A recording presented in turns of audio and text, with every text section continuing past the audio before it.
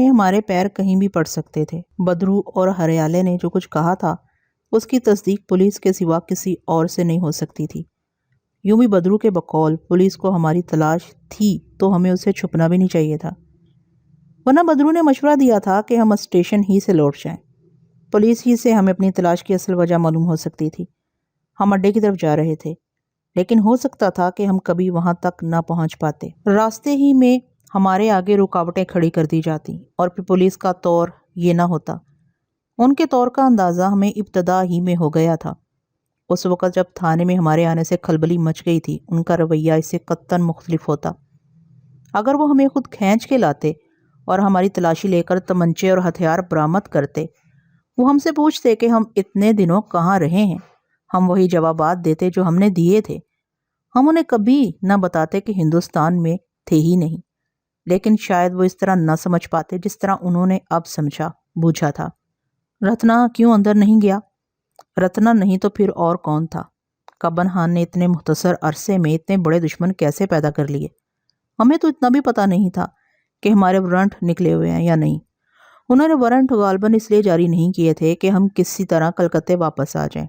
تھانے سے نکل کے جیسے ہم علاقے میں داخل ہوئے تھے ویسے کبھی نہ جا پاتے، نہ اڈے پر رتنا کے سامنے ہم یوں اپنے ہاتھ روکے رکھ سکنے پر قادر ہوتے۔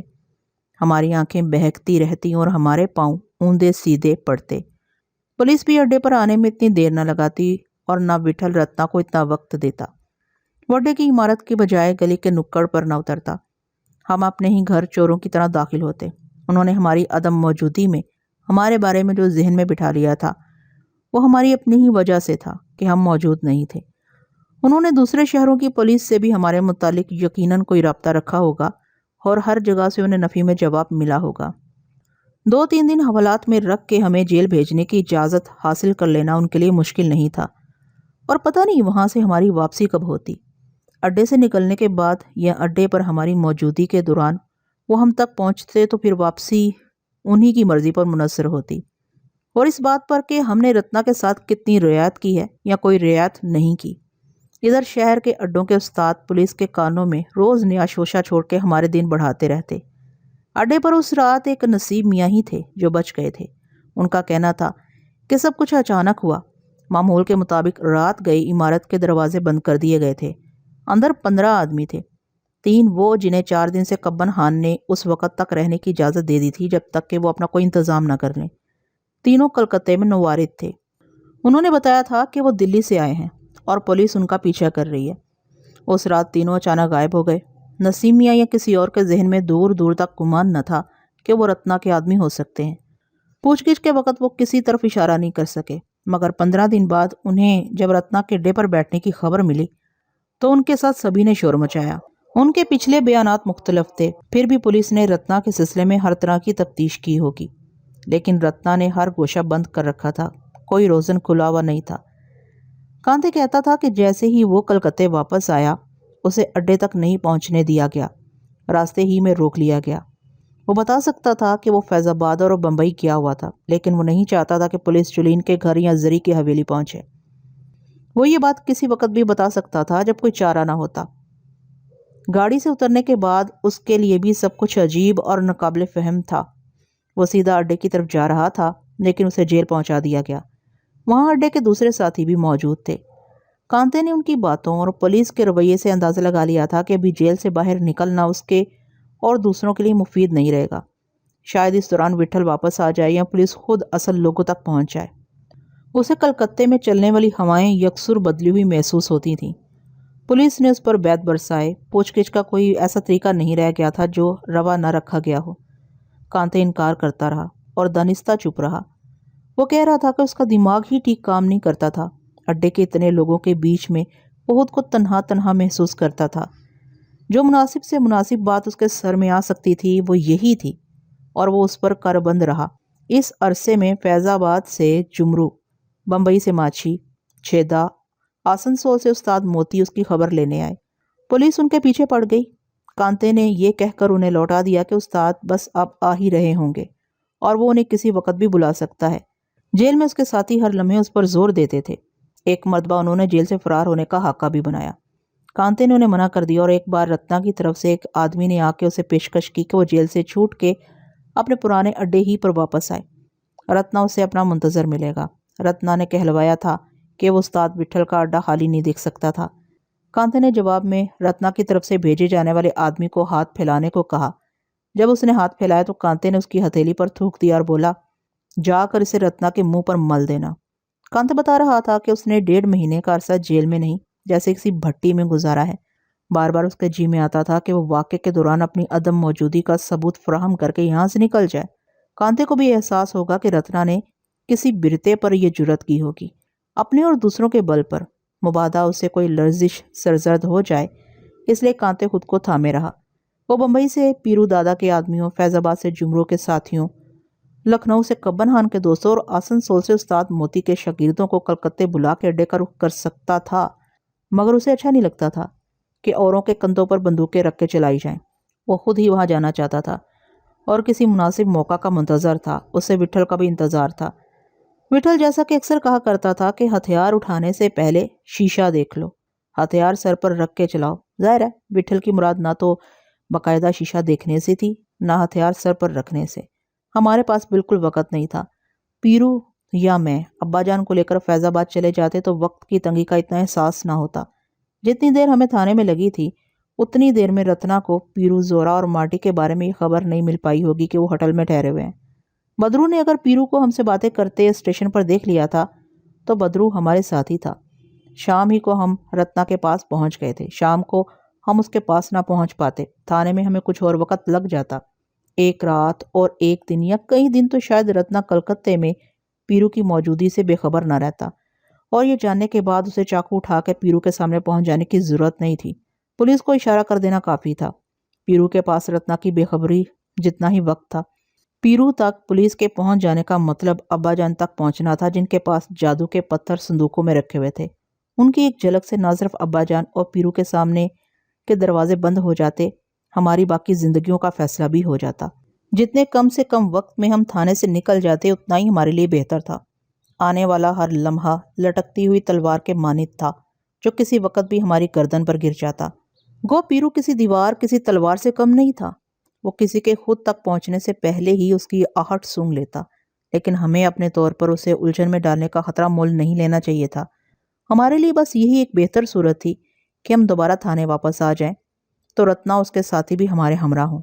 سب سویرے ہی اٹھ گئے اور نہا دھو کر کپڑے بدل کے ناشتہ کیے بغیر اڈے سے نکل گئے۔ علاقے کے بہت سے لوگ بھی ہمارے ساتھ ہو گئے تھے۔ پہلے ہم شمشان گھاٹ گئے۔ اتنے دنوں میں لالا، بسوا، مندھر اور کرمے کی راکھ بھی ہوا کہاں سے کہاں لے گئی ہوگی۔ جتنی دیر مندر کے پنڈت جی کچھ پڑھتے رہے ہم چپ کھڑے رہے۔ وہاں سے ہم قبرستان گئے۔ جن لوگوں نے کبن خان، شولی، فیضو، دلن، نصیرہ، بندے اور سادھو کو دفن کیا تھا انہوں نے ان کی قبروں کی نشاندہی کی۔ گلی میں رہنے والے قاضی صاحب نے تلاوت کی۔ جاموں کے ہوش و حواس جاتے رہے تھے۔ وہ کبن خان کی قبر سے چمٹ کے پھوٹ پھوٹ کے روتا رہا۔ وٹھل نے بمشکل تمام اسے وہاں سے اٹھایا۔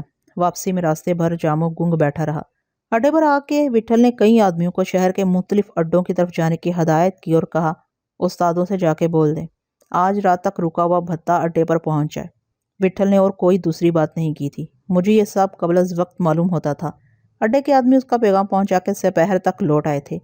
شام ہی سے استادوں کی آمد شروع ہو گئی اور رات ہونے تک جن جن کو وٹھل نے کہلوایا تھا شاید ہی ان میں سے کوئی باقی رہ گیا ہو۔ کوئی استاد نہ آ سکا تو اس نے رقم بھیج دی تھی، اور جس نے رقم نہیں بھیجی تھی اس نے خود آ کے وٹھل سے مہلت مانگ لی تھی۔ وٹھل نے ان سے اپنے پیچھے ہونے والے واقعات کے بارے میں کوئی بات نہیں کی تھی۔ وہ خود ہی طرح طرح کی باتیں کرتے رہے۔ وٹھل چپ چاپ سنتا رہا۔ مرگھٹ اور قبرستان سے لوٹ کے وٹھل دن بھر بیٹھا ہی رہا تھا، مگر صبح چلنے سے اس کا زخم اور بگڑ گیا۔ دن میں 2 بار مدن پہلوان نے مرہم پٹی کی تھی اور اسے مشورہ دیا تھا کہ وہ ایک جگہ بیٹھا رہے یا بستر پر آرام کرے۔ دوپہر کو اسے تیز بخار آ گیا تھا، لیکن وہ بیٹھک میں آنے والے استادوں اور دوسرے لوگوں سے ملتا رہا اور حقہ پھونکتا رہا۔ دوسرا دن بھی گزر رہا تھا۔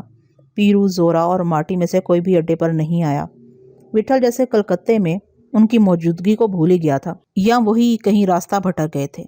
میں نے کئی بار سوچا کہ میں ہی وٹھل کو اشارہ کر دوں اور کہوں کیا میں ابا جان کو لے کر فیض آباد چلا جاتا ہوں، لیکن وٹھل کا جسم پھک رہا تھا۔ ایسی حالت میں اسے چھوڑ کے ایک لمحے کو بھی میرا کہیں جانے کو جی نہیں کرتا تھا۔ اگر وہ خود ہی فیض آباد جانے کا ارادہ کرتا تو اس سے اچھی کوئی بات نہیں تھی، وہیں اسے آرام مل سکتا تھا۔ زری کی دیکھ بھال سے وہ چند دن میں ٹھیک ہو جاتا، زری اسے اٹھنے ہی نہ دیتی اور زری کی بات وہ ٹال ہی نہیں سکتا تھا۔ مگر ایک تو یہ دقت، اس کے کلکتے سے ہٹنے کا یہ وقت نہیں تھا، نہ اس کی حالت فیض آباد تک کے سفر کی متحمل تھی۔ وہ انہیں بھولا تو نہیں ہوگا، اس کے ذہن میں کوئی ایسی ہی بات ہوگی جو اس نے انہیں اڈے پر نہیں بلایا یا کوئی آدمی ادھر نہیں بھیجا، مجھ سے بھی انہیں جا کر دیکھنے کو نہیں کہا، اور جب اس نے خود مجھے اجازت نہیں دی تھی تو میرے کہنے کا کیا سوال پیدا ہوتا تھا۔ رات کو اوپری منزل پر سونے کے لیے ہم لیٹے تو کانتے میری چارپائی پر ہی آ گیا اور مجھ سے لپٹ کے ٹھنڈی ٹھنڈی سانسیں بھرنے لگا۔ اسے ایک بات پوچھنے کے لیے کئی مرتبہ میرے دل میں ہمک اٹھی تھی، لیکن کوئی مناسب موقع ہی نہیں ملا جو میں اسے شپارہ کے متعلق پوچھتا۔ مجھے یقین تھا کہ دوسرے تیسرے دن رقم ادا کر کے اسے کریمن بیگم کے ہاں سے لے آیا ہوگا۔ بیانہ تو وہ میرے ساتھ ہی دے آیا تھا۔ میں نے جھجکتے ہوئے سرگوشی میں اسے شپارہ کا ذکر کیا تو وہ بے چین ہو گیا۔ مجھ کو سمجھ نہیں آتی تھی کہ تو نے اب تک اس کے بارے میں کوئی بات کیوں نہیں کری، وہ اداسی سے بولا۔ کیا تو جانتا تھا کہ اس رات میں نے تجھ سے جھوٹ بولا تھا؟ کیسا جھوٹ؟ میں اٹھ کے بیٹھ گیا۔ تجھ کو میری بات کا یقین آ گیا تھا؟ کیا کہہ رہا ہے؟ میں نے ترشی سے کہا۔ میں نے اس رات تجھ سے جھوٹ بولا تھا، تجھے نیچے چھوڑ کے چیک ہاتھ میں تھامے جب میں اوپر پہنچا تو سوائے باجے تبلے والوں کے ادھر کوئی نہیں تھا۔ ان لوگوں نے بولا کہ کریمن سویرے ہی ادھر سے شپارے کو لے کر بھاگ گئی ہے۔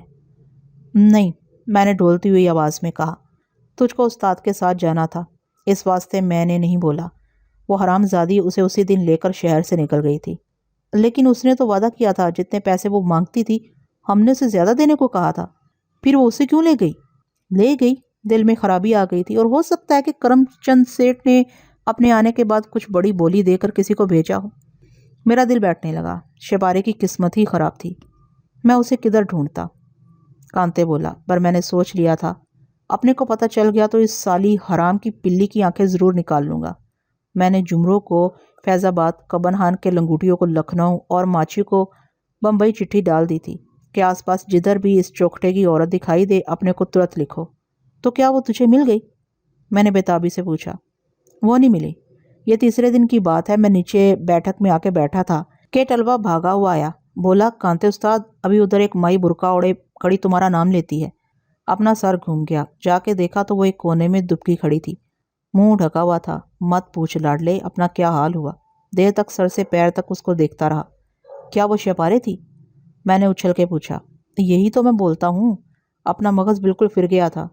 کانتے نے مجھے زور سے دبوچ لیا، وہ شپارے ہی تھی، وہ تیزی سے بولا اور کہنے لگا کہ وہ اکیلی تھی، اس کے ہاتھ لرز رہے تھے، گلابی پاؤں خاک دھول میں اٹے ہوئے تھے، برقعے میں شکنیں پڑی ہوئیں۔ کانتے اسی کسی تاخیر کے بغیر اوپر کے فلیٹ میں لے آیا۔ اس نے نقاب الٹی تو کانتے کو اس کا چہرہ دیکھنے کا موقع ملا۔ شہبارہ کے رخساروں پر سفیدی چھائی ہوئی تھی، آنکھیں ویران اور سہمی ہوئی تھیں۔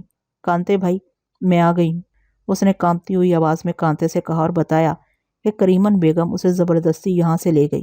اس نے لاکھ منع کیا، کریمن نے اس کی ایک نہ سنی، وہ اس کے ساتھ چلی تو گئی، لیکن راستے بھر روتی ہوئی، اور اس نے راستے ہی میں دل پکا کر لیا۔ بنارس کے اسٹیشن پر گاڑی ٹھہری تو کریمن بیگم سو رہی تھی۔ شہپارہ نیچے اتر آئی اور دوسرے پلیٹ فارم پر کھڑی ہوئی گاڑی میں بیٹھ گئی۔ وہ گاڑی الہ آباد جا رہی تھی، الہ آباد سے وہ کلکتے جانے والی گاڑی میں بیٹھ گئی۔ وہ زنانے ڈبے میں بیٹھ کے ڈبے سے تبھی اتری جب کلکتہ آ گیا۔ رکشے میں بیٹھ کے وہ سیدھی اڈے پر چلی آئی۔ کانتے نے اسے سینے سے لگا لیا، وہ بہت نڈھال تھی۔ کانتے نے اس کے لیے دوپہر تک نیا جوڑا سلوایا۔ اڈے پر شولی، لالا اور کبن خان کے سوا کسی اور کو اس نے شہپارہ کی صورت نہیں دیکھنے دی۔ کبن خان دن میں کئی مرتبہ اسے پوچھنے جاتا تھا۔ لالا اور شولی بھی ہر وقت اس کی چوکسی میں رہتے تھے۔ 4 دن تک وہ زری کی طرح اڈے ہی پر رہی۔ کانتے کہتا تھا جب تک اس کا اصل رنگ چہرے پر واپس نہیں آیا اسے نیند نہیں آئی۔ 4 دن میں وہ سب سے بہت مانوس ہو گئی تھی۔ کبن خان کو بھائی صاحب کہتی تھی اور کبن خان اسے بھنو کہہ کر مخاطب کرتا تھا۔ یہاں اس کا زیادہ دنوں تک رہنا ٹھیک نہیں تھا، نہ کلکتے میں کوئی مکان لے کر اسے تنہا رکھا جا سکتا تھا۔ کبن خان کا اصرار تھا کہ میری واپسی تک شہپارہ کو گاؤں میں اس کی ماں کے پاس بھیج دیا جائے۔ کانتے نے اس کا مشورہ نہیں مانا۔ وہ اسے فیض آباد زری کی حویلی میں لے جا سکتا تھا، مگر وہاں پہلے ہی خاصے لوگ تھے۔ 4 دن بعد رات کو کانتے اسے لے کر اڈے سے باہر نکلا اور بمبئی جانے والی گاڑی میں بیٹھ گیا۔ دوسری طرف کبن خان، لالا اور شولی اسٹیشن پر آ گئے۔ شولی نے اسے بالیاں، لالا نے چوڑیاں اور کبن خان نے بہت سی چیزیں دے کر رخصت کیا۔ جولین شہپارہ سے مل کر بہت خوش ہوئی۔ کانتے نے اسے سب کچھ بتا دیا تھا۔ جولین بھی اکیلی اکیلی ویران ویران سی رہتی تھی۔ شہپارہ کے آ جانے سے جیسے اس کا کھویا ہوا کوئی عزیز مل گیا تھا۔ کانتے نے جب اس سے کہا کہ جولی یہ لاڈلے کی امانت ہے تو بولی میرے لیے ان کی جگہ ہے۔ وہ وہاں ٹھہرا تو صرف 2 دن، لیکن یہ اطمینان کر کے ہی اس نے واپسی کا ارادہ کیا کہ شہپارہ وہاں خوش رہے گی۔ 4 مہینے میں وہ 4 بار بمبئی گیا اور ہر مرتبہ فیض آباد ہوتا ہوا آیا۔ کانتے کے مطابق اس کے نام میرے منتقل کیے ہوئے روپوں میں سے اسے ایک چدام نکالنے کی ضرورت نہیں پڑی۔ میں نے بینک میں اس کے نام کرشنا جی کے دیے ہوئے روپوں میں سے 2.5 لاکھ روپے منتقل کیے تھے۔ 2,25,000 شہپارہ کے لیے اور 25,000 احتیاطاً مزید کسی خرچ کے لیے۔ کریمن بیگم کے نصیب میں یہ دولت نہیں تھی تو میں اور کانتے کیا کر سکتے تھے؟ میں نے کانتے کے ہاتھ چوم لیے۔ رات بھر وہ مجھے اسی کی باتیں سناتا رہا۔ میرا بس چلتا تو میں اسی وقت اڑ کے شہپارہ کو دیکھنے پہنچ جاتا۔ گھریلو لباس میں وہ بالکل بدلی ہوئی نظر آتی ہوگی، جیسے فمی گھر میں نظر آتی تھی۔ بکھرے بال، سر پر نہ دوپٹے کا ہوش نہ پیروں میں جوتی، گھر میں ادھر سے ادھر پھدکتی ہوئی۔ آوازیں بڑھتی رہیں، ایک لمحے باورچی خانے میں، دوسرے لمحے چھت پر کپڑے پھیلانے۔ چمپا بیگم کے کوٹھے پر اس کا رنگ ہی کچھ اور تھا، کسی گڑیا کی طرح سجی ہوئی جسے جہاں چاہو اٹھا کے رکھ دو۔ فمی جیسے اپنی روح کے بغیر زندہ تھی۔ کانتے کہہ رہا تھا جب وہ بمبئی جاتا شہپارہ پہلا سوال یہی کرتی، کانتے بھائی کوئی خط آیا؟ کب آ رہے ہیں؟ کانتے ہر مرتبہ اس سے جھوٹ بول کے چلا آتا۔ تیسرے دن صبح وٹھل نے ٹیکسی منگوائی اور مجھے اپنے ساتھ بیٹھنے کو کہا۔ میں سمجھا کہ وہ پیرو سے ملنے جا رہا ہے۔ پیرو اور ابا جان کو دیکھے ہوئے 3 ہی دن ہوئے تھے، لیکن معلوم ہوتا تھا ایک مدت گزر گئی ہے۔ ٹیکسی شہر کی سڑکوں پر گھومتی رہی اور سیالدہ اسٹیشن پر آ کے ٹھہر گئی۔ مجھے بڑی حیرت ہوئی۔ وٹھل سے چلا نہیں جا رہا تھا۔ وہ میرا ہاتھ تھامے آہستہ آہستہ قدم رکھتا پل عبور کر کے پلیٹ فارم پر آ گیا۔ گاڑی لگی ہوئی تھی۔ وہ فرسٹ کلاس کے ایک ڈبے میں جا کے برتھ پر لیٹ گیا۔ ہمارے ساتھ کوئی سامان نہیں تھا۔ کہاں جا رہے ہو؟ مجھ سے ضبط نہیں ہوا تو میں نے پوچھ لیا۔ بیٹیا کے پاس، وہ دھیمے لہجے میں بولا۔ اور وہ لوگ؟ میں نے جھجک کے پوچھا۔ آ جائیں گے رے، ابھی گاڑی چلنے میں کچھ ہی دیر ہوگی۔ پیرو، زورا مارٹی اور ابا جان مجھے کلیوں کے ساتھ پلیٹ فارم پر آتے دکھائی دیے۔ وہ گاڑی کے پچھلے حصے کی طرف جا رہے تھے۔ میں اتر کے ان کے پاس پہنچ گیا۔ ادھر ادھر وٹھل بھائی ادھر ہیں، میں نے ہانپتی ہوئی آواز میں کہا۔ پیرو نے مجھے ٹانگوں سے اٹھا کے اوپر کر لیا۔ میری نظر فوراً ابا جان پر گئی۔ وہ مسکرا رہے تھے۔ اتنے دنوں بعد میں نے ان کے چہرے پر مسکراہٹ دیکھی تھی۔ پیرو مجھے اٹھائے اٹھائے ان کے پاس لے گیا۔ بڑے صاحب، اب اس کو دیکھتے ہو، ایک دم عربی گھوڑا کے مافک ہے۔ کیا بولتے ہیں اس کو؟ ول ول ول، وہ کہا لگاتے ہوئے بولا اور اس نے مجھے اوپر اچھال کے فرش پر پھینک دیا۔ ابا جان میری کمر پر تھپکی دیتے ہوئے آگے بڑھ گئے۔ ڈبے میں داخل ہوتے ہی وہ سب وٹھل کی برتھ کی طرف لپکے۔ پیرو وٹھل کا جسم جگہ جگہ سے ٹھوکنے لگا۔ وٹھل نے چمکتی ہوئی آنکھوں سے سب کو باری باری دیکھا اور اٹھنے کی کوشش کی تو پیرو نے اس کی چھاتی پر ہاتھ مار کے اسے اٹھنے نہیں دیا۔ ابا جان وٹھل کے سرہانے بیٹھ کر اس کا ماتھا چھونے لگے۔ انہوں نے اس کی نبض بھی دیکھی۔ وٹھل نے گردن ان کے ہاتھوں پر ڈال دی اور ابا جان نے اس کا چہرہ اپنے ہاتھوں میں بھینچ لیا۔ شاید ان کے آنے ہی کی دیر تھی۔ گاڑی پلیٹ فارم پر ریگنے لگی۔ انہوں نے سامان سوٹ کیسوں اور چرمی تھیلوں میں بھر لیا تھا۔ 2 ایک ٹین کے بکسے بھی تھے۔ سب کے کپڑے صاف ستھرے اجلے تھے۔ ابا جان کا خط بنا ہوا تھا۔ سر پر دوپلی ٹوپی، کرتا پاجامہ، اوپر سے بنڈی پہنے ہوئے تھے اور چہرہ بھی اجلا اجلا نکھرا نکھرا تھا۔ تبت میں ہم نے جس بخشو کو دیکھا تھا وہ اس سے قطعی مختلف تھا، لیکن وہ بہت دبلے اور کمزور لگ رہے تھے۔ ہڈیاں گنی جا سکتی تھی۔ راستے میں صرف 2 ٹکٹ چیکر، ایک بردان اسٹیشن پر، دوسرا مغل سرائے پر ٹکٹ چیک کرنے آئے تھے اور مطمئن ہو کے چلے گئے۔ مگر جب تک گاڑی فیض آباد تک نہیں پہنچ جاتی ہمارے مطمئن ہونے کا سوال پیدا نہیں ہوتا تھا۔ پہلا تجربہ سامنے تھا۔ گاڑی کسی جگہ ٹھہرتی تو پولیس کے آنے کا دھڑکا لگا رہتا۔ کوئی ایک معمولی سپاہی ڈبے میں اچانک آ کے ہمارے سامان پر انگلی اٹھا سکتا تھا۔ وہ تلاشی کا مطالبہ کرتا تو انکار کیسے کیا جاتا؟ انکار میں زور تبھی ہو سکتا ہے جب ایسا سامان ساتھ نہ ہو جو ہم چھپائے ہوئے تھے۔ محل، قلعے، ہاتھی گھوڑے، غلاموں کی فوج، باندیاں، زرنگار ملبوسات، عزت شان، سبھی کچھ ان صندوقوں میں بند تھا۔ جس کی نظر پڑ جاتا سن ہو جاتا، دماغ پھٹ جاتا۔ فرسٹ کلاس کے مسافروں کے سامان کی اس طرح تلاشی نہیں لی جاتی، لیکن کوئی قانون نہیں تھا۔ کسی کو کسی جگہ بھی شک ہو سکتا تھا۔ گاڑی کی رفتار ابتدا میں تیز تھی اور بعد میں سست پڑ گئی۔ ایک اسٹیشن پر لیٹ ہوئی تو لیٹ ہوتی گئی۔ آسنسول سے آگے میں ابا جان کے برتھ پر جا کر بیٹھ گیا تھا۔ میں نے ارادہ کیا کہ فرخ، فریال، فارہبہ اور اکبر کے بارے میں ان سے پوچھوں، مگر ابا جان ہی کے خیال سے پوچھنے کی ہمت نہیں پڑتی تھی۔ کوئی ایسی ویسی بات ہوئی تو میرے کریدنے پر ان کے زخم تازہ ہو جائیں گے۔ پھر یہ بھی خیال آتا تھا کہ وہ اپنے دل میں کہیں یہ نہ سوچ رہے ہوں کہ 9 سال میں میرے ذہن پر دھول جم گئی ہے۔ تاہم میں نے لب نہیں کھولے۔ آج نہیں تو کل، کل نہیں تو پرسوں انہیں بتانا ہی تھا۔ مجھے نہیں تو جہانگیر کو، میری طرح جہانگیر کو ان سے پوچھتے ہوئے کوئی جھجک نہیں ہوگی، کیونکہ اس کے سامنے فمی گھر سے تو نکلی، مگر اس نے اسے محفل میں ہار سنگار کیے بیٹھے نہیں دیکھا تھا۔ فیض آباد قریب آتے آتے گاڑی لیٹ ہونے کے سبب دور ہو جاتا تھا۔ گاڑی کو رات میں کسی وقت پہنچنا تھا، لیکن وہ ساری رات گزار کے کہیں صبح 5 بجے فیض آباد کے علاقے میں داخل ہوئی۔ میں دروازے کا دستہ تھامے اسٹیشن آنے کا انتظار کر رہا تھا۔ زری، خانم، نسا، منیر علی، زہرا، جہانگیر، سب کے چہرے بار بار سامنے آ جاتے تھے۔ میری رگوں میں سنسناہٹ سی ہونے لگتی تھی۔ مارٹی بھی میرے پہلو میں دروازے پر آ کر کھڑا ہو گیا تھا۔ وٹھل کو بھی پھر اٹھنا پڑا۔ اسٹیشن پر مسافروں کا میلہ لگا ہوا تھا۔ ہم نے کچھ دیر بھیڑ چھٹنے کا انتظار کیا، تب باہر نکلے۔ گیٹ پر ٹکٹ چیکر نے ایک سرسری نظر ہماری ٹکٹوں پر ڈالی، پے سامان پر۔ ایک پل کو اس کی آنکھوں میں تلخی سی ابھری، مگر وہ مسکرا کے دوسرے مسافروں کی طرف دیکھنے لگا۔ کلیوں نے ہمیں فوراً تانگوں تک پہنچا دیا۔ تانگے کے جھٹکے وٹھل کے پیر کے لیے تکلیف دہ ہوتے، لیکن کوئی اور سواری ہی نہیں تھی۔ اسٹیشن سے کچھ دور ہی چنگی پڑتی تھی۔ تانگا آگے نکل جاتا، مگر سڑک کے بیچ میں ایک دبلے پتلے پستک آمد آدمی نے ہاتھ اٹھا کے اسے رکنے کا حکم دیا۔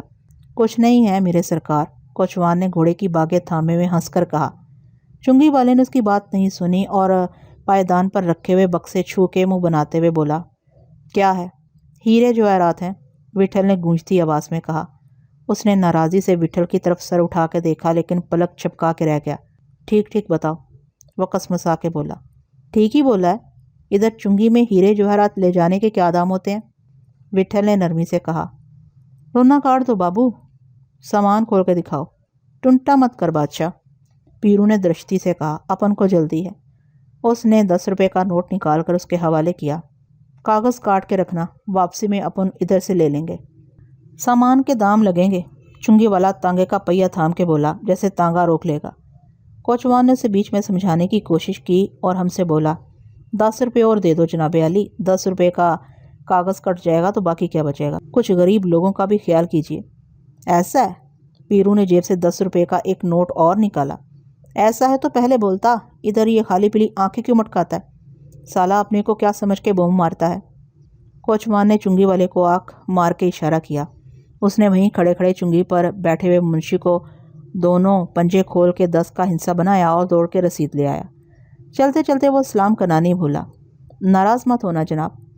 تانگے والے نے چابک اٹھا کے گھوڑے پر زور سے مارا۔ گھوڑا سرپٹ شہر جانے والی سڑک پر دوڑنے لگا۔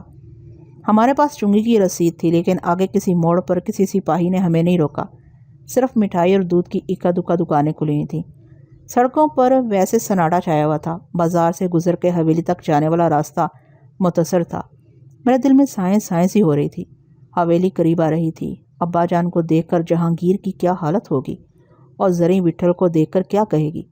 میں نے اپنی آنکھیں بند کر لیں۔ کچھ ہی دیر میں حویلی ہمارے سامنے تھی۔ آگے پھاٹک پر کھینچ لے بلما، میرے بولنے سے پہلے وٹھل نے اونچی آواز میں کوچوان سے کہا۔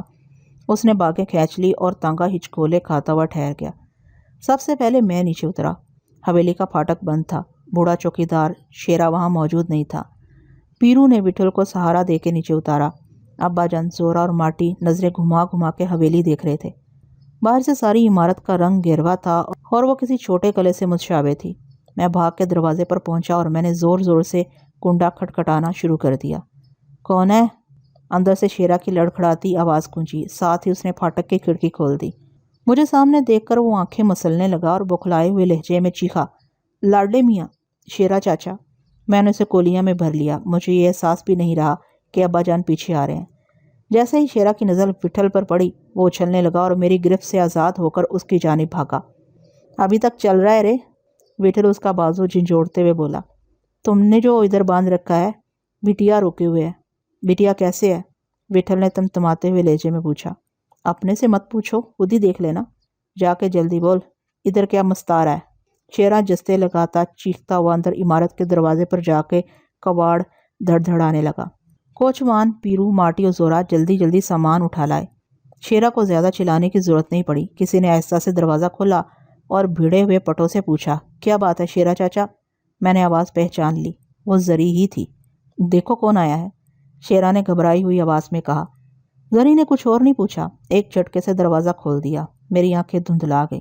زری کے سراپا کا ایک چھماکا سا ہوا۔ پہلے تو وہ ذرا سی ٹھٹکی، پھر کسی سہمی ہوئی ہرنی کی طرح بجلی کی طرح کوندتی چبوترے کی سیڑھیاں پھلانگ کے وٹھل کے سینے سے آ لگی۔ وٹھل اس کے سر پر اپنا سر رکھے آنکھیں میچے لمحوں تک چپ کھڑا رہا۔ زری بری طرح سسکنے لگی۔ نہ وٹھل بوجھل لہجے میں بولا، آ گیا ہوں ری، اب کہ تو جب بولے گی جب ہی لوٹوں گا، نہیں بولے گی تو نہیں جاؤں گا۔ وٹھل نے اس کی تھوڑی اٹھا کے چہرہ سامنے کیا اور اس کی پیشانی چومنے لگا اور اس کی پگھلتی ہوئی آنکھوں پر اپنے ہونٹ رکھ دیے۔ زری سرتپا لرز رہی تھی۔ اسے یہ بھی دھیان نہیں رہا تھا کہ کچھ اجنبی لوگ بھی کھڑے ہیں۔ ہم سب اسی کی طرف دیکھ رہے تھے۔ میری سانس تیز تیز چل رہی تھی۔ پیرو نے سر جھکا لیا۔ سنبھل ری، وٹھل نے اپنے بازوؤں کا حصار کھول کے ابا جان کی طرف اشارہ کیا۔ ادھر دیکھ، پہچان تو کون ہے یہ؟ چہرہ کچھ جانا پہچانا لگتا ہے نا؟ زری کی بھیگی پلکیں پٹ پٹانے لگیں۔ اسے فوراً اپنے دوپٹے کا ہوش آیا۔ وٹھل نے اپنی آستین سے اس کی آنکھیں پونچھ دی تھی۔ زری کا چہرہ آگ کی طرح دہک رہا تھا۔ اس نے لرزتے ہونٹوں سے گردن ہم کر کے سٹ پٹائے ہوئے انداز میں ابا جان کو سلام کیا۔ ابھی سنبھالو اسے بابا، دیکھ لو پھمی جیسی ہے نا۔ پھمی کے نام پر ابا جان چونکے، زری بھی۔ انہوں نے حواس باختگی سے پہلے میری جانب دیکھا، پھر ابا جان کی طرف، اور انہیں دوبارہ سلام کیا۔ ابا جان نے آگے بڑھ کر اپنے کانپتے ہاتھ اس کے سر پر رکھ دیے اور کچھ بولے نہیں کہ وٹھل نے پھمی کا نام کیوں لیا ہے۔ وہ گنگ سے ہو گئے تھے۔ اسی لمحے جہانگیر اندر کے دروازے پر سمندر کی لہر کی مانند امڑتا ہوا آیا۔ اس نے پہلے مجھے دیکھا تھا اور میری طرف بڑھا تھا، لیکن وٹھل سے جا کے لپٹ گیا۔ ابا جان زری کے سامنے دروازے کی جانب پست کیے کھڑے تھے، اس لیے اس کی نظر ان پر نہیں جا سکی، اور اس کے سانو گمان میں بھی نہ ہوگا کہ ابا جان یہاں آ سکتے ہیں۔ وہ آخری ہڈی کا شروع ہی سے تھا، اب اور لمبا ہو گیا تھا، بانس کی طرح اوپر اٹھا جا رہا تھا۔ وٹھل نے اس کے کولے پکڑ کر اسے اوپر اچھال دیا۔ کیسا ہے شیہو پیا؟ وہ اپنا سر اس کے پیٹ سے رگڑتے ہوئے بولا۔ پہلے مٹھی تو دے دے۔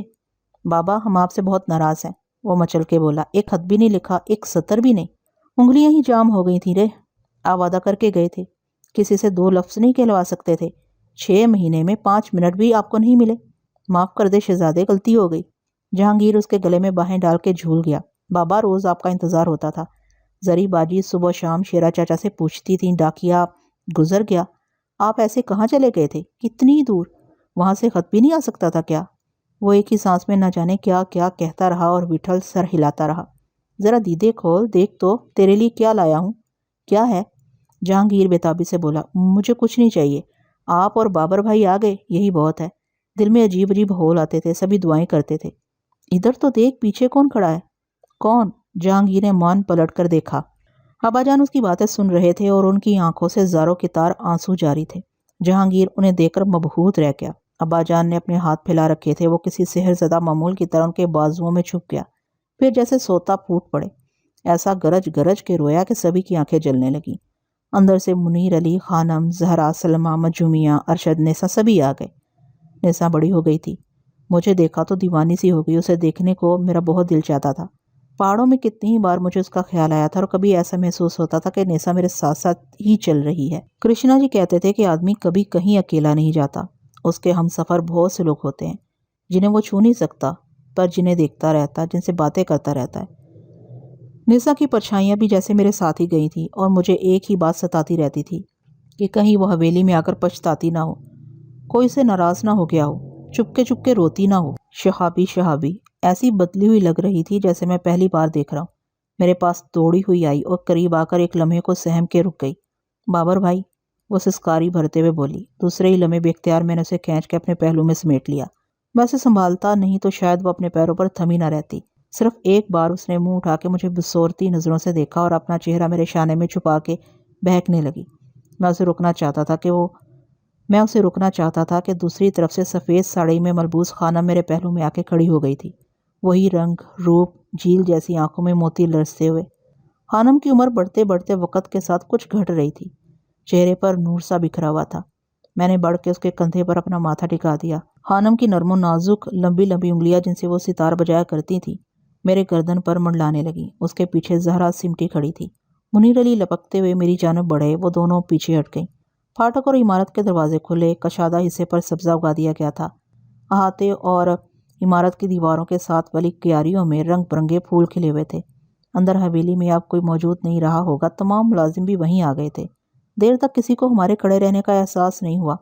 کبھی کوئی میری طرف بڑھتا، کبھی وٹھل کی طرف۔ جہانگیر کو ابا جان کی آغوش میں مسلسل سسکتے دیکھ کے پیرو نے اسے ان سے الگ کر کے اپنی چھاتی سے چمٹا لیا تھا۔ خانم کے ٹوکنے پر وٹھل نے اندر جانے کے لیے قدم بڑھائے تو لنگڑانے لگا۔ ایک بار پھر سبھی اس کے گرد جمع ہو گئے۔ زری نے نظر بھر کے دیکھا تو وٹھل نے ہنستے ہوئے کہا، کچھ نہیں ری، ذرا چوٹ لگ گئی ہے۔ پھر وہ جلد ہی زری سے کندھے کا سہارا لیے بدبداتا ہوا آگے بڑھ گیا۔ مردانہ حصے کے پہلے بڑے کمرے کا رنگ ہی بدلا ہوا تھا۔ فرش پر قالین، دیواروں کے ساتھ آرام دہ کرسیاں، چھت کے بیچ میں ایک چھوٹا سا فانوس لٹکا ہوا۔ سامنے کی دیوار کے درمیان ایک بڑا تخت بچھا ہوا تھا۔ وٹھل وہیں جا کے بیٹھ گیا۔ ہمیں آئے چند ہی منٹ ہوئے ہوں گے کہ زری نے ایک ملازم کے ساتھ چائے کی پیالیاں رکھ گئی۔ ہم نے ناشتہ نہیں کیا تھا۔ حویلی میں بھی سب ابھی سو کے اٹھے ہوں گے۔ زری، نیسا، زہرا خانم، سلمہ، مجومیہ سبھی بھاگے بھاگے پھر رہے تھے۔ زری کے اشارے پر وٹھل نے ہم سب کو نہانے اور کپڑے بدلنے کا مشورہ دیا۔ مارٹی اور زورا ہچکچا رہے تھے۔ سب کے کپڑے میلے ہو گئے تھے اور کسی کے پاس دھلے ہوئے کپڑے تھے بھی نہیں، مگر وٹھل کے کہنے پر سبھی اٹھ گئے۔ منیر علی ابا جان کو بھی ایک طرف لے گئے۔ غسل کر کے جب سب واپس مردانے میں آئے تو سبھی نئے کپڑے پہنے ہوئے تھے، جیسے انہیں معلوم تھا کہ ہمارے ساتھ اور لوگ بھی ہوں گے۔ زری نے میرے اور وٹھل کے لیے کپڑے سی کے تیار رکھے ہوں گے۔ پیرو اور زورا کو وٹھل کے جوڑے ٹھیک آ گئے ہوں گے اور مارٹی کو میرے کپڑے۔ ابا جان پہلے ہی میرے کپڑے پہنے ہوئے تھے۔ کرتوں اور پاجاموں میں چھوٹے بڑے سائز کا اتنا فرق محسوس نہیں ہوتا۔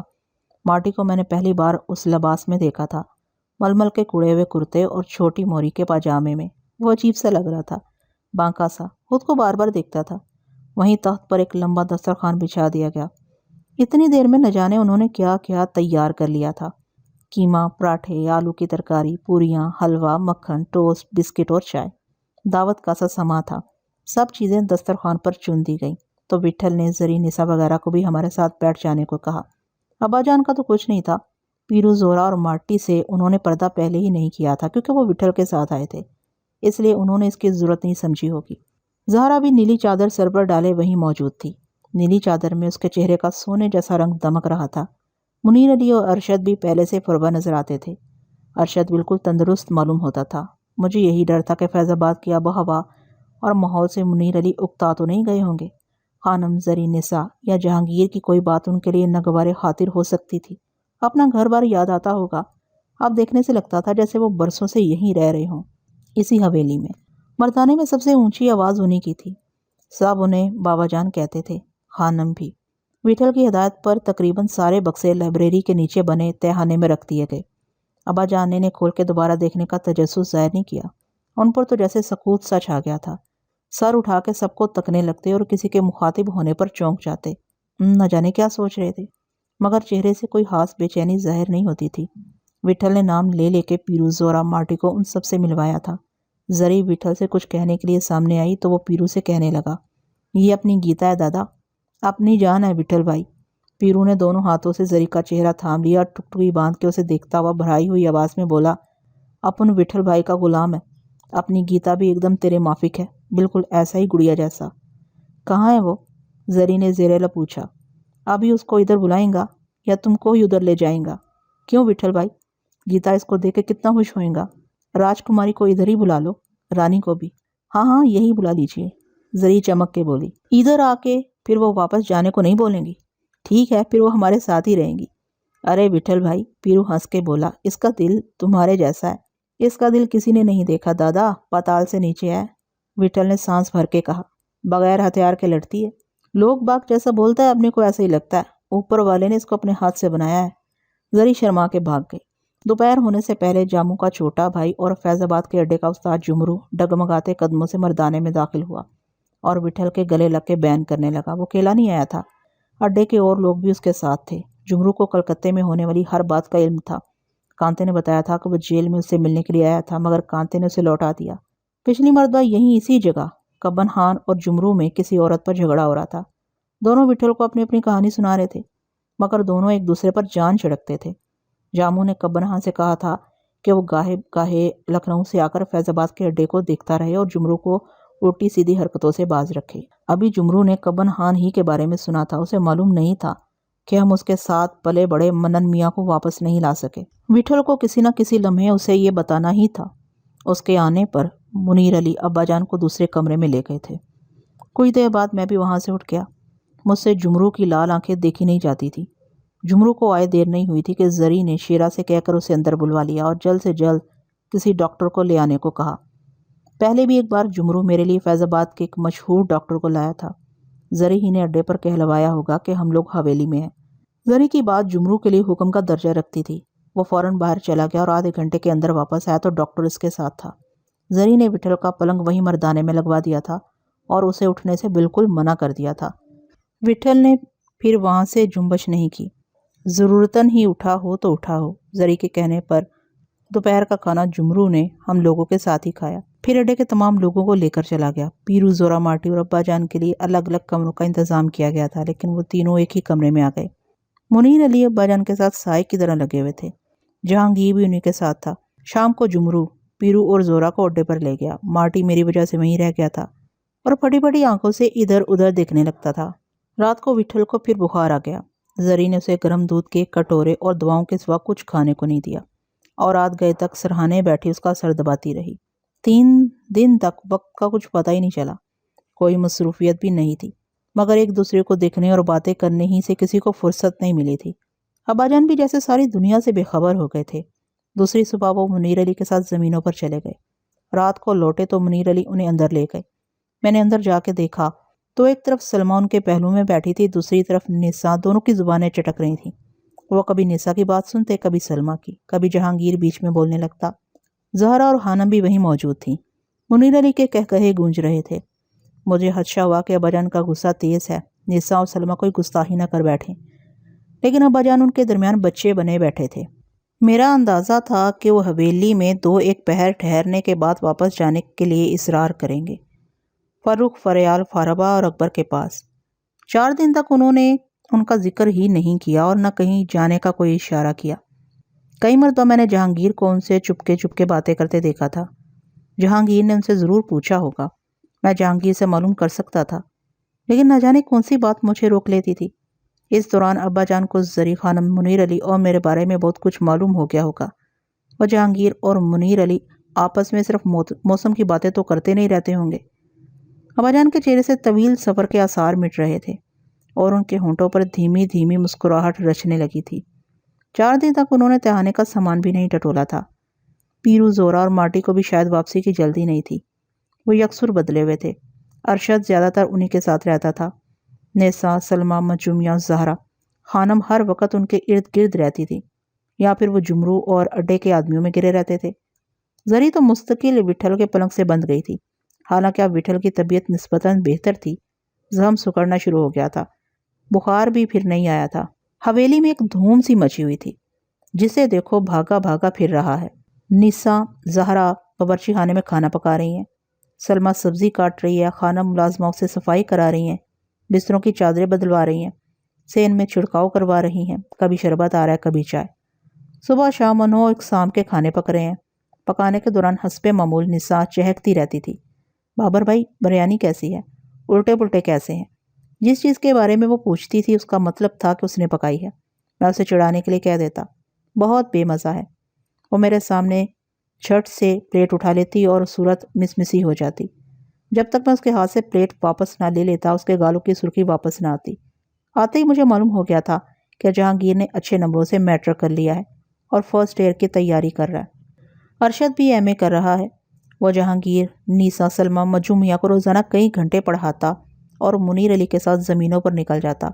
उसके अलावा 2 और ट्यूटर भी उन्हें पढ़ाने आते थे।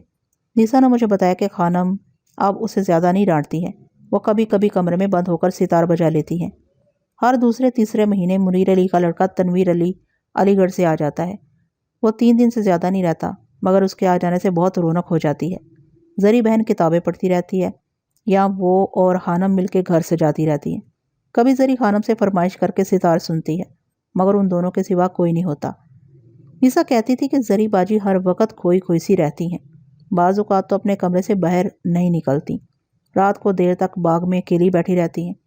लेकिन जब भी बाबा, मुनीर अली या खानम उनके पास जाके तबीयत पूछते हैं, घबरा जाती हैं, जैसे चोरी पकड़ी गई हो। बाबा जब भी बाहर जाते हैं तो वो दरवाजे तक उन्हें रुखसत करने आती हैं और जब वो लौटते हैं तो पहले उन्हीं को पूछते हैं। इतने दिन हो गए थे, जरी ने मुझसे कोई बात नहीं की थी। उस रात मैं कमरे में आके लेटा ही था कि जरी की खुशबू मुझे दरवाजे पर महसूस हुई। खुशबू भी चाप की तरह होती है, कोई आहट नहीं होती। वो दबे पाँव दरवाजे पर आई थी। لیکن مجھے محسوس ہو گیا تھا کہ کوئی آیا ہے اور یہ وہی ہو سکتی ہے۔ میں ایک دم اٹھ کے بیٹھ گیا۔ آؤ، وہاں کیوں کھڑی ہو؟ اندر آ جاؤ، میں نے مضطرب لہجے میں کہا۔ وہ جھجکتی سمٹتی اندر آئی۔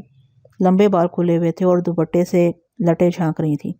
ہرا دوپٹہ اس کے سرخ و سفید رنگت پر کھلتا تھا۔ میں اسے کنکھیوں ہی سے دیکھتا رہا تھا۔ اب اس کا سراپا میری کھلی آنکھوں کے سامنے تھا۔ آڑا پاجامہ کرتا اس کا خاص لباس تھا۔ اس میں اس کا نکلتا ہوا قد اور نکل آتا تھا۔ صرف چوڑیاں کلائیوں میں تھیں یا کانوں میں بالیں۔ مجھے ایسے لگا جیسے میں کسی نئی زری کو دیکھ رہا ہوں۔ بیٹھ جاؤ، میں نے بکھری ہوئی آواز میں کہا۔ اسے کہنے کو کوئی بات ہی میری سمجھ میں نہیں آتی تھی۔ وہ سر جھکائے بیٹھ گئی تھی۔ اچھا ہوا جو اس نے سر جھکا لیا تھا۔ مجھے اسے دیکھنے کا خوب موقع مل گیا۔ ابا جان کو دیکھا؟ میں نے یوں ہی پوچھ لیا۔ مجھے کچھ نہ کچھ تو کہنا تھا۔ بالکل تمہارے ہی ابا جان ہیں، مسکرا کے بولی۔ کیا مطلب؟ میں نے تیکھے لہجے میں کہا۔ میرا مطلب ہے تمہارے جیسے، وہ تیزی سے بولی۔ ان کا چہرہ، ناک نقشہ تم سے اور جہانگیر سے کتنا ملتا ہے۔ وہی لمبی ناک، اونچا قد، گہری بھویں، بہت کچھ ملتا ہے۔ تمہیں انہیں ہمارے ساتھ دیکھ کے تعجب تو بہت ہوا ہوگا۔ نہیں، وہ اعتماد سے بولی۔ مجھے یقین تھا کہ ایک دن ضرور مل جائیں گے وہ۔ تمہاری بات ہوئی؟ میں نے آہستگی سے پوچھا۔ ہر وقت ہوتی رہتی ہے۔ کیا بات کرتے ہیں؟ بہت خوش ہیں، بہت ہی خوش۔ میرے بارے میں کچھ کہتے ہیں؟ میں نے تذبذب سے پوچھا۔ پوچھتے رہتے ہیں۔ کیا کیا پوچھتے رہتے ہیں؟ تم سامنے نہیں ہوتے تو انہیں گھبراہٹ سی ہونے لگتی ہے۔ میں نے ہنکاری بھری اور چپ ہو گیا۔ تم تو ایسے معلوم کر رہے ہو جیسے تمہاری ان سے کوئی بات ہی نہیں ہوئی۔ تم انہیں دیکھتے بھی جیسے نہیں ہو۔ سچ پوچھو تو ایسا ہی ہے۔ اتنے دنوں سے وہ ساتھ ہیں اور میری ان سے کبھی ایک آدھ جملے سے زیادہ بات نہیں ہوئی۔ میری سمجھ میں نہیں آتا کہ ان سے کیا کہوں۔ ان کے ساتھ بھی یہی کچھ ہوگا۔ تمہیں ان کا خیال رکھنا چاہیے۔ مجھ سے تو ان کے سامنے بولا ہی نہیں جاتا۔ وہ تم سے بہت سی باتیں کرنے کے آرزومند ہوں گے۔ ہو سکتا ہے، لیکن زری مجھے ان سے ڈر لگتا ہے۔ وہ کھلکھلا کے ہنس پڑی۔ کمرے میں جیسے ستارے جھنجھنا گئے۔ میں تم سے بالکل سچ کہہ رہا ہوں، میں نے جلدی سے کہا۔ تمہیں تو شاید سبھی سے ڈر لگتا ہے، وہ دھیمے لہجے میں بولی۔ ہاں زری، میری آواز ڈوب گئی۔ شاید تم ٹھیک کہتی ہو، یا شاید تم اپنے آپ سے ہی اتنی باتیں کر لیتے ہو کہ پھر کسی اور سے کچھ کہنے سننے کو دل نہیں کرتا ہوگا۔ میں اس کی صورت دیکھنے لگا اور میرا جی چاہا کہ اپنا منہ کھسوٹ لوں۔ آتے ہوئے میں سوچ رہا تھا کہ اب کے زری سے ڈھیر سی باتیں کروں گا، اسے کچھ نہیں چھپاؤں گا۔ زری اپنے دل میں سمجھتی ہوگی کہ میں اس پر اعتبار نہیں کرتا یا اسے دور سمجھتا ہوں۔ ہر بار فیض آباد آتے وقت میں ایسا ہی سوچتا تھا اور ہر بار میری زبان پر فالج سا گر جاتا تھا۔ زری، تم نہ جانے کیا سوچتی ہوگی۔ میں جانتا ہوں، اچھی طرح جانتا ہوں، میں نے ہذیانی انداز میں کہا۔ تم کیسی باتیں کر رہے ہو؟ اس راسیمگی سے بولی۔ میں ٹھیک ہی کہہ رہا ہوں، تمہیں کیا بتاؤں زری؟ میں سمجھتی ہوں۔ اس نے مجھے کچھ کہنے نہیں دیا۔ کیا سمجھتی ہو؟ مایوسی گناہ ہے، ایک دن ضرور ایسا آئے گا، وہ وثوق سے بولی، جسے تم اپنا کہہ سکو۔ شاید کبھی نہ آئے، میں نے شکستہ لہجے میں کہا۔ اللہ میاں نے چاہا تو ضرور آئے گا، کوئی اس کے سوا کہہ بھی کیا سکتا ہے۔ ابا جان کے مل جانے کے بعد ایسی بات نہیں کرنی چاہیے۔ شاید میں بہت تھک گیا ہوں زری، میں نے رندھی ہوئی آواز میں کہا۔ میرا دل کچھ اور چاہتا ہے۔ کیا چاہتا ہے؟ مر جانے کو چاہتا ہے۔ مجھے سنکھیا دے دو۔ تم نے پھر ایسی باتیں شروع کر دی، وہ بے چینی سے بولی۔ میں سب کو بہت دکھ دیتا ہوں، تم سمجھتی ہو، مجھے اس کا احساس نہیں ہے۔ میری وجہ سے کتنے لوگ پریشان رہتے ہیں، مر تک جاتے ہیں۔ مرنا تو سب ہی کو ایک دن ہے، جس کا وقت آئے گا اسے کون روکے گا۔ خوش قسمت ہیں وہ لوگ جو کسی کے لیے مر تک جاتے ہیں۔ جو چاہے کہہ لو، اور آدمی خود کو کس طرح تسلی دے۔ تم بھی تو دوسروں کے لیے خود کو داؤ پر لگا دیتے ہو۔ دوسرے بھی تو تمہیں تنگ کرتے ہیں، وہ نہیں سوچتے ہوں گے کہ مر جائیں تو شاید تمہیں کوئی سکون مل جائے، تمہارا بوجھ کم ہو جائے۔ زری، میری آواز حلق میں پھنس گئی۔ سبھی تمہارے لیے دعائیں کرتے ہیں، وہ ڈگمگاتے ہوئے لہجے میں بولی۔ لیکن میں تو کسی کے لیے کچھ بھی نہیں کرتا۔ میں نے تمہارے لیے کیا کیا ہے؟ میرا جی تمہارے لیے بہت کچھ کرنے کو چاہتا ہے۔ میرا جی چاہتا ہے کہ تم ہر وقت خوش رہو۔ تمہیں میرا کتنا خیال ہے زری، تم مجھے بہت یاد آتی تھی۔ کاش میں ہمیشہ تمہارے ساتھ رہتا اور تمہارے ماتھے پر ایک شکن بھی نہ آنے دیتا۔ میں تمہارے لیے، میں نہ جانے کیا کیا کہہ گیا تھا۔ اس کی لبریز آنکھیں دیکھ کے میری زبان ٹھٹر گئی، اس کے ہونٹ تھر تھرا رہے تھے۔ میں پلنگ سے اٹھ کے بے اختیار اس کے پاس پہنچ گیا اور میں نے اس کے شانے تھام کر اسے اٹھا لیا۔ زری کو چکر سا آ گیا تھا، میرے ہاتھ بھی کپ کپ آنے لگے تھے۔ میں نے اسے جلدی سے پھر کرسی پر بٹھا دیا۔ اس کا سینہ دھڑک رہا تھا۔ میں فرش پر اس کے پیروں کے نزدیک بیٹھ کے ہانپنے لگا اور پتہ نہیں مجھے کیا ہوا، میرا سر اس کے پیروں پر جھک گیا۔ میں اس کے پیروں پر اپنا سر رکھ کے رونا چاہتا تھا، لیکن اس نے پاؤں کھینچ لیا اور کرسی سے اٹھ کے خود بھی میرے مقابل فرش پر بیٹھ گئی اور گھٹنوں میں منہ چھپا کے رونے لگی۔ میں بیٹھا اسے تکتا رہا، میرا سارا جسم بے جان سا ہو گیا تھا۔ بے شمار لمحے گزر گئے ہوں گے، زری کو دیکھنے کوئی بھی اس طرف آ سکتا تھا۔ دروازہ کھلا ہوا تھا۔ مت رو زری، خدا کے لیے مت رو، میں نے بدقت کہا۔ تمہیں رلانا مقصود نہیں تھا، میں تو تمہیں بتانا چاہتا تھا کہ تم کہیں مجھ سے کچھ مت کہو، مجھے معلوم ہے، وہ ٹوٹی ہوئی آواز میں بولی۔ میں نے سوچا ہے صرف ایک بار اور جاؤں گا، پھر یہیں آ جاؤں گا۔ خدا نے چاہا تو تمہیں پھر جانے کی ضرورت ہی نہیں پڑے گی، اور اگر خدا نہ خواستہ تم یوں ہی واپس آ گئے تو میں تم سے دوبارہ جانے کو کہوں گی۔ کیا اس سے بڑا کوئی اور مقصد ہو سکتا ہے؟ زری تم کتنی… میرے ہونٹ پھنچ کے رہ گئے۔ کیا میں غلط کہہ رہی ہوں؟ وہ سادگی سے بولی۔ تم ٹھیک کہتی ہو، مگر زمین بہت بڑی ہے۔ آدمی کا حوصلہ زمین سے بڑا ہوتا ہے۔ کاش میں بھی تمہارے ساتھ چلتی۔ ضرور لے چلتا، تمہیں اندازہ نہیں کہ کہاں کہاں جانا پڑتا ہے، گلیوں میں، بازاروں میں، کیسے کیسے گلی کوچوں میں، کبھی اس دروازے کبھی اس دروازے، صبح یہاں شام وہاں، بے منزل۔ مجھے اندازہ ہے، لیکن جلدی جلدی گھر تو واپس آ سکتے ہو۔ ہر بار یہ خیال آتا ہے کہ یہاں تک آ گئے ہیں تو اور آگے دیکھ لیں، اسی میں وقت گزر جاتا ہے، کوئی نتیجہ نہیں نکلتا۔ وہ اپنی گونجتی کھنکتی آواز میں مجھے تسلیاں دیتی رہی۔ میری خاموشی پر اس نے موضوع بدل دیا اور خانم، نیسا، زہرا وغیرہ کی باتیں کرنے لگی۔ اس طرح کبھی اس نے مجھ سے اتنی باتیں نہیں کی تھیں۔ کمرے میں جیسے کوئی مینا چہچہا رہی تھی۔ مجھے یہ سب عجیب سا لگ رہا تھا۔ وہ مایوں میں بیٹھی دلہن کے مانند سمٹی بیٹھی تھی، اس کی پلکیں پٹر پٹر چھبک رہی تھی۔ گھڑی نے 2 بجائے تو وہ چونک اٹھی۔ میں اب جاتی ہوں۔ کچھ دیر اور بیٹھو، بابا کی دوائی کا وقت ہو گیا ہے۔ ڈاکٹر کا کہنا ہے کہ ٹھیک 6 گھنٹے بعد انہیں گولیاں دیتے رہنا چاہیے، تواتر میں فرق نہیں آنا چاہیے۔ میں تمہیں پہنچا آتا ہوں، اب تم آرام کرو، رات بہت ہو گئی ہے۔ رات تمہارے لیے نہیں ہوئی؟ مجھے دن میں کون سا کام ہوتا ہے، اور میں تو یہاں سارا دن پھاوڑا چلاتا رہتا ہوں۔ اس نے مسکراتی جھلملاتی آنکھوں سے مجھے دیکھا اور دروازے تک جاتے جاتے بولی، دودھ پی لینا۔ دلان میں چاندنی چٹک رہی تھی اور خنک ہوا چل رہی تھی۔ مردانے تک وہ میرے ساتھ چلتی رہی۔ سارے کمرے بند تھے۔ میں نے سوچا کہوں پٹھول کو دوا پلا کے پھر واپس آ جائے۔ مجھے بہت سی باتیں یاد آ رہی ہیں اور نیند بھی نہیں آ رہی۔ پٹھول کے کمرے کے دروازے پر اس نے ہلکی سی تھپکی دی اور پلٹ کے مجھے سرگوشی میں شب بخیر کہتی ہوئی نظروں سے اوجھل ہو گئی۔ صبح ناشتے کے بعد ہم سب پٹھول کے پاس چوکی پر بیٹھے تھے۔ پٹھول نے اپنا پیر کھول کر رکھا تھا اور دبا دبا کے دیکھ رہا تھا۔ زخم مرجھا گیا تھا۔ اتفاق سے اس وقت مردانے میں پیرو، زورا، مارٹی، ابا جان اور میرے سوا کوئی نہیں تھا۔ 4 دن کی چھٹی کے بعد ارشد جہانگیر کو پڑھانے کے لیے لائبریری میں چلا گیا تھا۔ منیر علی بھی تھوڑی دیر پہلے کسی کام سے اٹھ کے اندر چلے گئے تھے۔ پٹھول نے ابا جان سے کہا، آپ چلے جاؤ بابا۔ وہ اپنا پیر ٹھوکنے لگا۔ ابھی ادھر دیکھ لو، سب ٹھیک ہے۔ بٹیا جانے دیتی تو میں بھی آپ کے ساتھ ہو جاتا، پر پیرو دادا تو ساتھ ہے۔ میرے کان کھڑے ہو گئے۔ اب ان کا ادھر سے چھوٹنے کو جی نہیں بولتا۔ پیرو نے اداسی سے کہا، بمبئی سے نکلے ہوئے دن ہو گئے دادا۔ وہ تمبوڑا ماچی بھی سوکھ گیا ہوگا، گیتا اور رانی بھی دروازہ دیکھتی ہوں گی۔ ایسا تو اپن بھی سوچتا ہے وٹھل بھائی۔ پھر آ جانا۔ ٹھیک ہے، جیسا تم بولتا ہے، لیکن مجھے آپ لوگوں سے کچھ کہنا تھا۔ ابا جان کسمساتے ہوئے بولے، بولو بابا۔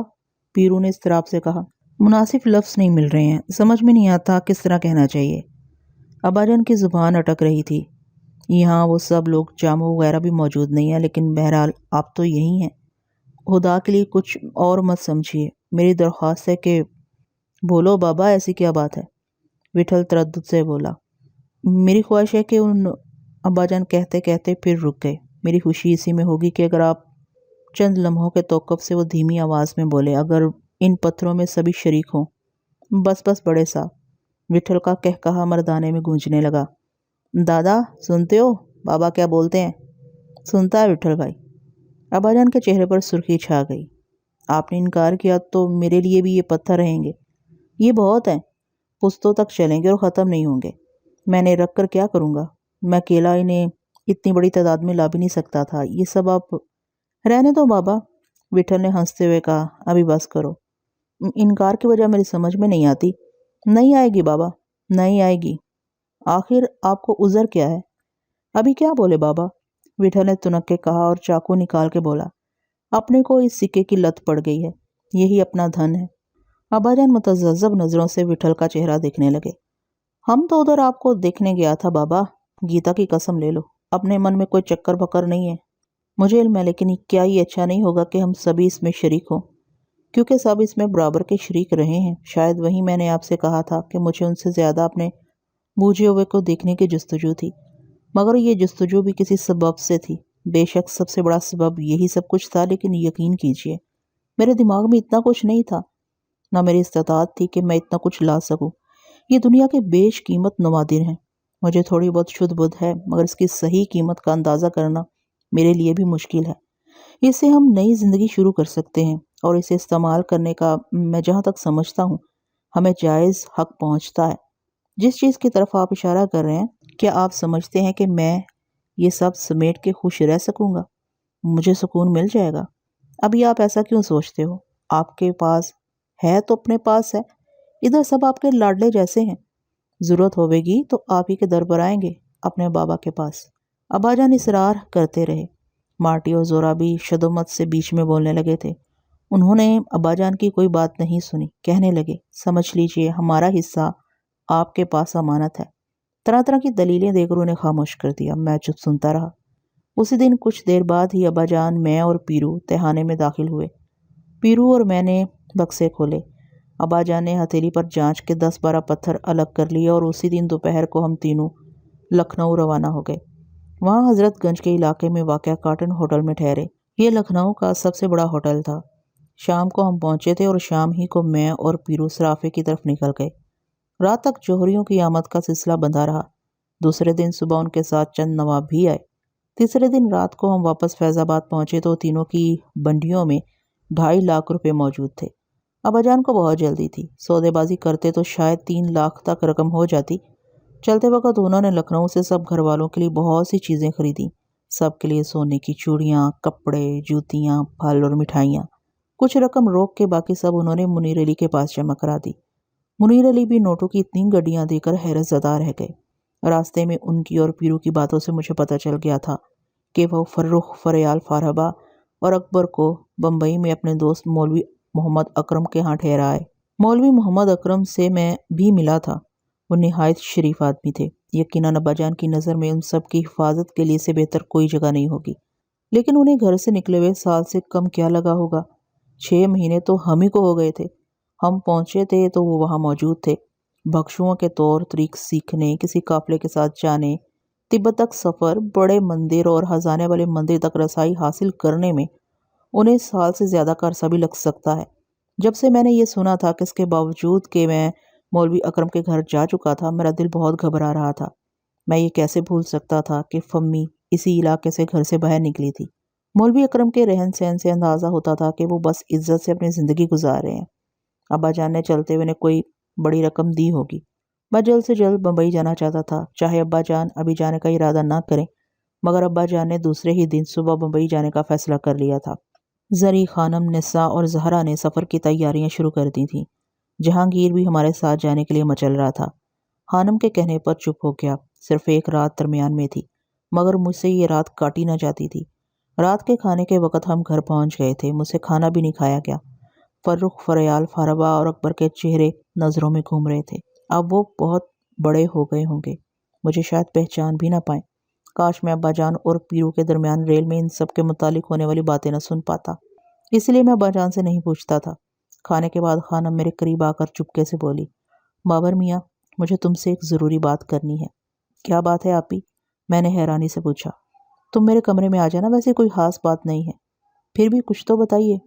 परेशान मत हो, शायद मैं तुमसे अभी ना कहती, मगर तुम जा रहे हो इसलिए तुम्हें बता देना ही मुनासिब मालूम होता है। मेरे जिस्म में सुइयां सी चुभने लगी। रात गए तक खानम को फुर्सत नहीं मिली। मैं कई बार उसके कमरे की तरफ गया, लेकिन वहाँ कोई ना कोई बैठा होता था। ज़रूर ऐसी कोई बात थी जो खानम सिर्फ मुझी से करना चाहती थी। जब तक मैं खानम के कमरे में नहीं गया मुझे वहशत होती रही। मैंने तुम्हें परेशान कर दिया? खानम मुझे देखते ही बोली। मैंने कहा था ऐसी कोई खास बात नहीं है, तुम खड़े क्यों, इत्मीनान से बैठो। मैंने उसकी हदायत पर अमल किया। बात यह है कि अभी कोई 2 हफ्ते हुए बाबा ने मुझसे एक मशवरा लिया था। खानम राजदाराना अंदाज में बोली। कैसा मशवरा? انہوں نے زری کا ذکر کیا تھا، کہہ رہے تھے کہ میری خواہش ہے کہ زری کو اپنی بیٹیا بنا لوں، ویسے وہ مجھے زہرا ہی کی طرح عزیز ہے۔ میں تم سے مشورہ کر رہا ہوں، بات نہیں دے رہا۔ مجھے معلوم ہے یہ بہت نازک معاملے ہوتے ہیں، اور پھر ایک گھر میں رہنے سے تو اور بھی زیادہ نازک۔ اور انہوں نے مجھ سے کہا تھا کہ جی چاہتا ہے کہ زری گھر سے کہیں اور نہ جائے، البتہ جب تک میری طرف سے اشارہ نہیں ملے گا وہ اپنی تمنا کبھی زبان پر نہیں لائیں گے، اور اگر میری طرف سے انہیں کوئی امید افزا جواب نہ ملا تو وہ اس کا بالکل برا نہیں مانیں گے۔ میں نے کوئی جواب نہیں دیا۔ انہوں نے بھی دوبارہ اشارتاً کنایتاً بھی مجھ سے نہیں پوچھا۔ میں نے تمہیں یہ سب اس لیے بتایا ہے کہ تم سے مشورہ کروں۔ آپ ہی میرا مشورہ؟ میں نے سٹ پٹاتے ہوئے کہا، میں نے کسی سے اس کا ذکر نہیں کیا ہے۔ تنویر لائق لڑکا ہے، سب کا دیکھا بھالا ہے، میں نے سوچا تم سے ذکر کر دوں۔ میں کیا کہہ سکتا ہوں؟ آپ وٹھل بھائی اور خود زری سے پوچھ لیجئے۔ میری آواز جھرجھرانے لگی تھی۔ مجھ سے نہیں پوچھا جاتا بابر میاں۔ پھر میں کیا کہہ سکتا ہوں؟ تم نے سنا ہوگا کہ لڑکیاں گھر میں اگی بیری کی طرح ہوتی ہیں، پتھر تو آئیں گے، اور یہ کوئی پتھر نہیں۔ اسی طرح رشتے ہوتے ہیں، لڑکیوں بالیوں کو دیر تک گھر میں بٹھانا اچھا نہیں سمجھا جاتا۔ کبھی نہ کبھی تو ہم سب کو اس مسئلے پر غور کرنا ہوگا۔ مجھ سے کوئی جواب نہ دیا جا سکا۔ تم سوچ لو، بابا کو کہے ہوئے 2 ہفتے سے زیادہ ہو رہے ہیں۔ انہوں نے لوٹ کے نہیں پوچھا، وہ بہت سمجھ بوجھ کے آدمی ہے۔ دوبارہ آپ نہیں کہیں گے، لیکن بالفرض انہوں نے پھر ذکر چھیڑ دیا تو میں کیا جواب دوں؟ آپ جو مناسب سمجھے کہہ دیجئے گا۔ میری تو عقل کام نہیں کرتی۔ مجھ سے کچھ مت پوچھیے، میں کیا بتا سکتا ہوں؟ زری کا ہمارے سوا کون ہے؟ آپ مجھ سے زیادہ بہتر سمجھتی ہیں، مگر تم نے اس بارے میں کبھی غور تو کیا ہوگا؟ شاید کبھی نہیں۔ تمہاری رائے ہو تو میں بابا وٹھل سے ذکر کروں؟ کر دیجئے، چاہے تو پہلے زری سے پوچھ لیجئے۔ میں نے یوں ہی کہہ دیا۔ زری بیچاری کیا کہے گی؟ تو پھر جیسا آپ کا جی چاہے۔ تم بھی کچھ بتاؤ، تمہاری کیا رائے ہے؟ آگے بات کروں یا چپ رہوں؟ ضروری نہیں کہ تم فوراً جواب دو۔ میں نے کہا نا کہ انہوں نے باقاعدہ بات نہیں کی، محض اپنی خواہش کا اظہار کیا ہے۔ ان کی جگہ میں ہوتی تو میں بھی یہی کرتی۔ زری ہے ہی اتنی اچھی، ہر کوئی اسے اپنے گھر کی دلہن بنانا چاہے گا۔ نیسا دھمکتی ہوئی کمرے میں اچانک داخل ہوئی تو خانم چپ ہو گئی۔ میرا دم گھٹ رہا تھا۔ نیسا نہ آتی تو نہ جانے کب تک مجھے خانم کی یہ اجنبی باتیں سننی پڑتی۔ خانم سے کچھ کہے بغیر میں نیسا ہی کے ساتھ کمرے سے باہر نکل آیا۔ آپ یہاں چھپے بیٹھے تھے؟ ہم نے حویلی کا کونا کونا چھان لیا، نیسا چہکتے ہوئے بولی، اور میری انگلی پکڑے پکڑے ایک طرف چل پڑی۔ پھر مجھے اس وقت کچھ ہوش آیا جب میں اپنے سامنے زہرا کو کھڑے دیکھا۔ زہرا جیسے میرے ہی انتظار میں کھڑی تھی۔ مجھے دیکھ کے اس کا کندن دمکنے لگا۔ لائیے زہرا آپا، نیسا شوخی سے بولی۔ بابر بھائی، آپ ذرا آنکھیں تو بند کیجئے۔ بند کیجئے نا۔ میں نے آنکھیں بند کر لی اور دوبارہ نیسا کے حکم پر آنکھیں کھولی تو میرے سامنے ایک سویٹر لہرا رہی تھی۔ بتائیے کیسا ہے؟ اچھا ہے، بہت اچھا۔ رنگ پسند ہے آپ کو؟ ہاں، سب کچھ پسند ہے۔ زہرا آپا نے اپنے ہاتھوں سے بنا ہے، ذرا آپ اسے پہن کے دکھائیے، وہ مچلتے ہوئے بولی۔ میں نے اس سے حجت نہیں کی ورنہ وہ ضد کرنے لگتی۔ اس نے نیچے سے اور کندھوں سے سویٹر کھینچ کے درست کیا اور گھوم گھوم کے جائزہ لینے لگی۔ سچ بابر بھائی، آپ اس میں کتنے اچھے لگ رہے ہیں، وہ جوش میں بولی۔ ایک رتی کم نہ زیادہ، بالکل نپا تلا آیا ہے۔ معلوم ہے زہرا آپا نے صرف اندازے سے بنایا ہے۔ میں نے زہرا کو ایک نظر دیکھا، وہ سر جھکائے انگلیاں چٹکا رہی تھی اور ہونٹ کاٹ رہی تھی۔ میں اس کا شکریہ بھی ادا نہیں کر سکا۔ زہرا آپا کہتی ہیں کہ آپ ان لوگوں کو لے کے جلدی آئیے گا، سب انہیں دیکھنے کے لیے بے چین ہیں۔ نیسا تیز تیز لہجے میں بولی۔ میں نے اس سے یہ بھی نہیں کہا کہ زہرا خود کیوں نہیں بولتی، وہ گونگی تو نہیں ہے۔ نیسا کو شاید احساس ہو گیا کہ میں اس کی باتیں توجہ سے نہیں سن رہا ہوں۔ اس کا چہرہ بجھنے لگا اور وہ رک کے ٹمٹماتی آنکھوں سے مجھے تکنے لگی۔ وہ پریشان سی ہو گئی تھی۔ میری طبیعت پوچھنے لگی۔ میں نے اس کی پیشانی کو بوسہ دیا، اس کے ہاتھ چومے، اور اس سے پہلے کہ اس پلک متنی کی آنکھیں چھلکنے لگتی، میں منہ پھیر کے چلایا اور اپنے کمرے میں آ کر میں نے دروازہ بند کر لیا۔ مجھے اپنا جسم خالی خالی سا لگ رہا تھا، کھوکھلا، راکھ کا ڈھیر۔ ساری رات میں دیواروں پر روشنی کے لرزتے سائے دیکھتا رہا۔ کسی نے میرے دروازے پر دستک دی تو پہلی دستک پر میں نے اٹھ کے دروازہ کھول دیا۔ میں سمجھا شاید زری ہوگی، مگر وہ جہانگیر تھا اور یہ بتانے آیا تھا کہ اب مجھے تیار ہو جانا چاہیے۔ میں نے چونک کر اسے دیکھا، بالکل دھیان نہیں رہا تھا کہ صبح ہمیں یہاں سے روانہ ہو جانا ہے۔ گاڑی صبح 6 بجے جاتی تھی۔ ہم ٹھیک 4:30 بجے حویلی سے نکل گئے تھے۔ رات کو شاید کوئی نہیں سویا تھا۔ منیر علی، ارشد، جہانگیر، چمرو اور اڈے کے دوسرے لوگ ہمیں اسٹیشن تک رخصت کرنے آئے تھے۔ گاڑی وقت پر روانہ ہوئی۔ ہمیں ایک ڈبہ خالی مل گیا تھا۔ وٹھل کی ہدایت پر پیرو نے ٹکٹ فرسٹ کلاس ہی کے لیے تھے۔ نشستیں بہت آرام دہ تھیں۔ کچھ دیر تک وہ سب باتیں کرتے رہے، پھر برتھوں پر لیٹ گئے۔ لکھنؤ اسٹیشن گزر گیا اور سندیلا آیا تو مجھے سمت کا اندازہ ہوا۔ لکھنؤ سے براہ راست بمبئی جانے کی بجائے ہم دلی کی طرف جا رہے تھے۔ گویا دلی سے پھر ہمیں بمبئی جانے والی گاڑی میں بیٹھنا تھا۔ اسٹیشن پر اسٹیشن گزرتے رہے،